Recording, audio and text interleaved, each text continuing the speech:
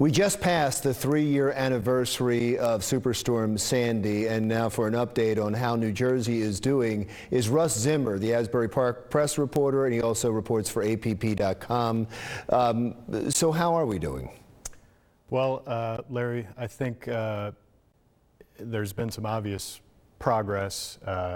We've got a lot more people back home than we did this time last year, but certainly, I think the best estimates would be, thousands of people are still not back home. And frankly, a lot of those people probably at this point are never going to come back. They're going to be, where they are now is their home, and, it's financially, it's not workable for them to return to the shore. And to me, that's upsetting. And I would think that a lot of people are upset about that because there was supposedly so much money available. The state had so much money. I know the governor and his wife were raising money. Federal money was coming in from FEMA. There was money raised by charities. We all remember the big concert. And you'd think that there was enough money to go around. Has all that money been spent?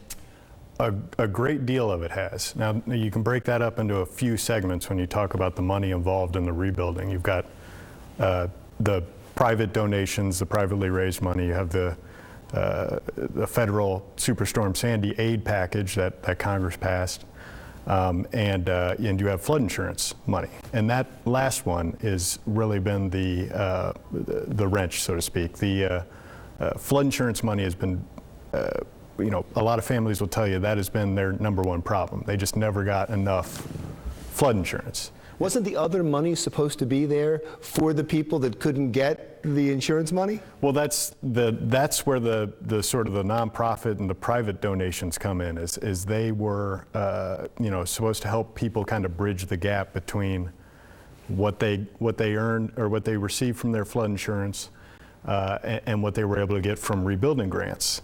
Now, you had all these kind of pieces trying to work together. And the issue was that you had the rebuilding grants were very slow to release money. You had people getting underpaid with their flood insurance. And so the nonprofit money, the donations, the charity money, that ended up, a great deal of it ended up being spent on things like temporary housing, people needing help paying their rent or paying their mortgage when they were renting an apartment. And while that's obviously a great service to those people, it doesn't, kind of achieve that end goal we were hoping for of everybody moving back home.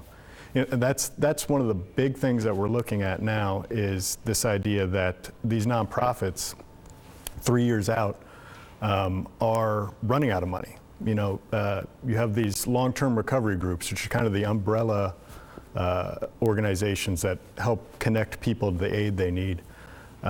Monmouth County Long-Term Recovery Group is going to shut down at the end of this year because they don't have any money left. It's just, to me, incredible that we're still talking about this 3 years later. It seemed like there was such a call to action and there was so much money available. And I know there are allegations that the state still has money. And I know there are allegations that there's money that hasn't been spent.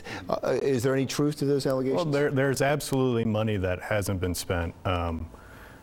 Money that's earmarked for, the most significant program the state launched was the REM program. That's up to $150,000 for a Sandy affected homeowner to rebuild and elevate. A year ago, that, I think, underneath flood insurance, you would look at REM and say that's the biggest hurdle that people have. Money in the REM program is moving a lot better. I think Why you have to give. So long? I think you had the state would tell you that you had a lot of butting heads with the federal government on these things, trying to figure out what rules were. And I think a lot of observers would look at it and say, there was an abundance of caution, maybe an overabundance of caution, to not repeat the mistakes made after Hurricane Katrina, where money went out the door and they couldn't really keep track of whether it was being used appropriately. One last question. Are we ready for the next storm? That's the big question. We have there's a number of projects that have been started. The Army Corps of Engineers, U.S. Army Corps of Engineers, and the State Department of Environmental Protection have, I want to say, I think it's about $11 billion worth of planned projects. Now, very little of that has actually gotten started. You know, when you look at Bayshore area of Monmouth County, next summer is when you're really going to start seeing things happen there. But I'll believe it when I see it. Yeah, and if you look at Northern Ocean County, they're nowhere near. They've got these dune easement issues where they need landowners to sign off before they can even begin putting a plan together, and they're nowhere near resolution. All right, Russ, thanks for all the good news. Sure. We're feeling so much better about it now. Thanks for all your reporting. Russ Zimmer from the Asbury Park Press and APP.com. When we continue, we're going to talk more about Hurricane Sandy. Rutgers Eagleton poll ran a poll on this to find out how New Jerseyans feel about the progress or lack of progress that has been made. We'll talk with someone from the poll when Jersey Matters continues.